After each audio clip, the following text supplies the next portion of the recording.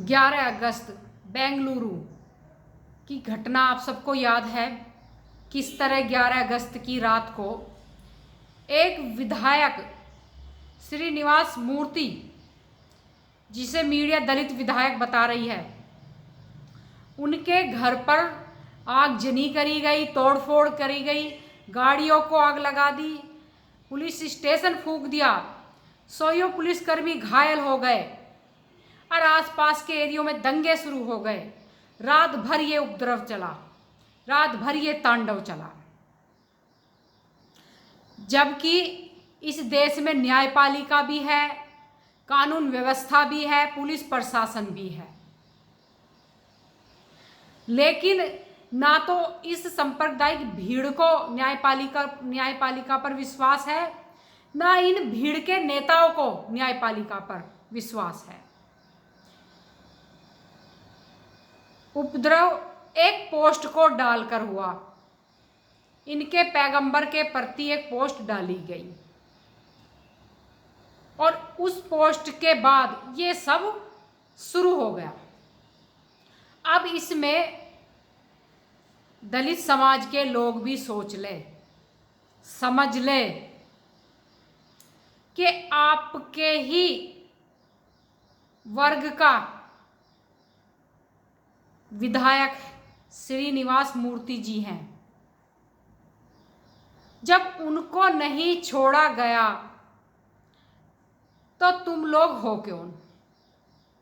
ये जो तुम भीम और मीम और भीम और मीम के जो नारे लगाते फिर रहे हो और भाईचारा दिखाते फिर रहे हो, तो सोचो तुम्हारा भाईचारा तो काम नहीं आया, तुम्हारा भीम और मीम का मेल भी काम नहीं आया, आगजनी भी होगी, तोड़फोड़ भी हो गई, जबकि इस देश में सब कुछ है, न्यायपालिका भी है, कानून व्यवस्था सब कुछ है इस देश में।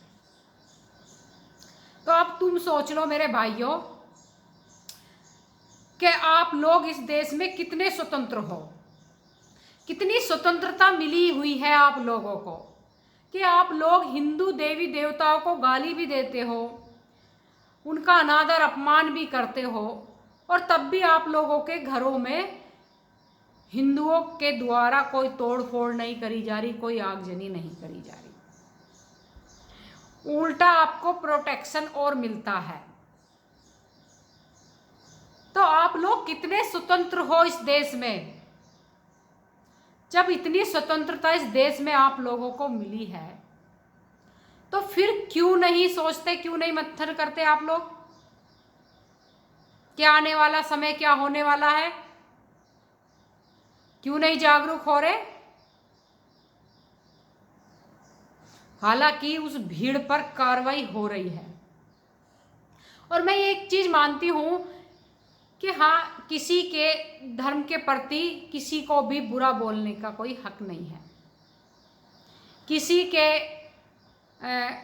के पैगंबरों के, महापुरुषों के प्रति, किसी के देवी देवताओं के प्रति किसी को भी बुरा बोलने का कोई हक नहीं है। ये तो बात मैं भी मानती हूँ, लेकिन अगर ये सब हो रहा है तो देश में कानून भी तो है, कानून व्यवस्था भी तो है, उस पर भी तो विश्वास रखना चाहिए।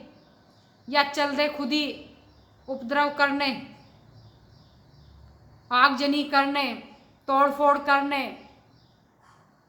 राष्ट्रीय संपत्ति को, राजकीय संपत्ति को नुकसान पहुंचाने, ये तो गलत है।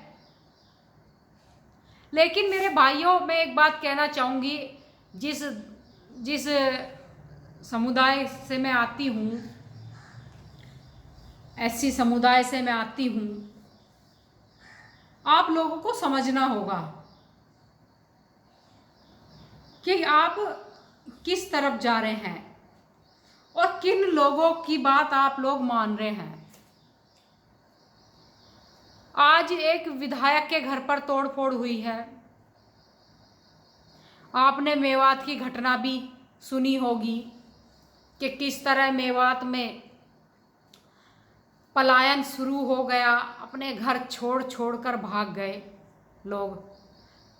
अपनी संपत्ति से प्रेम ना करके अपनी जान से प्रेम करना पड़ा और अपने घरों को, अपनी संपत्तियों को सब छोड़कर भाग गए, क्योंकि उन पे कब्जा होना शुरू हो गया था। या तो धर्म परिवर्तन करके यहाँ रहो, अपनी बहन बेटियों के रिश्ते, शादियाँ, निकाह हमारे धर्म में करवाओ, वरना भाई यहाँ से भाग जाओ। जब इस तरह का माहौल जगह जगह बना हुआ है तो तब क्यों ये हमारा दलित समाज नहीं समझता?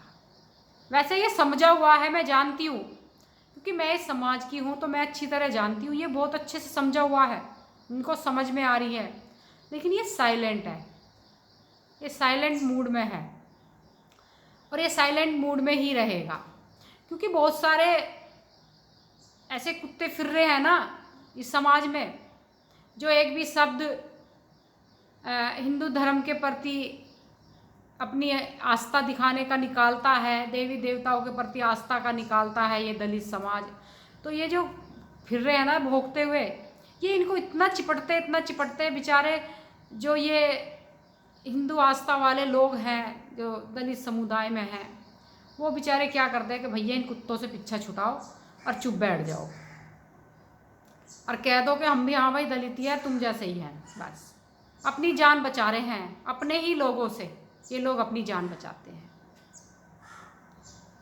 तो मेरे भाइयों, आज जागरूक हो जाओ, समझ जाओ कि इस देश में भीम और मीम का नारा चलने वाला नहीं है। ये एक खतरनाक पॉलिसी है, एक खतरनाक एजेंडा है, एक देश को गर्द में ले जाने का एजेंडा है, देश के टुकड़े टुकड़े कराने वाला एजेंडा है। इससे कोई आपका राजनीतिक स्वार्थ सिद्ध नहीं होने वाला, आपको कोई नौकरी नहीं मिलने वाली, कोई सरकारों में आपको हिस्सेदारी नहीं मिलने वाली है, आप संपन्न नहीं होने वाले हैं। हाँ, आने वाले समय में आप गुलाम जरूर होने वाले हैं। और रही देश में संविधान की बात, तो ये तो कहीं ख़त्म होने वाला है नहीं। संशोधन बेशक हो जाए, लेकिन ख़त्म तो नहीं होगा इस देश से, क्योंकि किसी भी देश से नहीं होगा। इसी देश की बात नहीं है, किसी भी देश से संविधान कहीं ख़त्म नहीं होने वाला। लेकिन अगर आप लोग इसी तरह आपस में बंटते रहे, दलित और हिंदू के शब्दों में बंटते रहे, तो हाँ, एक दिन आप लोग इस देश का विभाजन जरूर करा दोगे।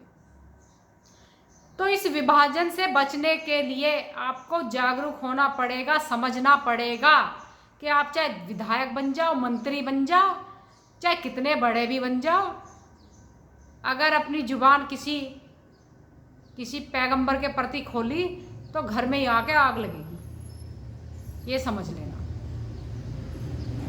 तो अपनी आँख खोलो जरा, समझो। इसी के साथ मैं अपनी बात समाप्त करती हूँ।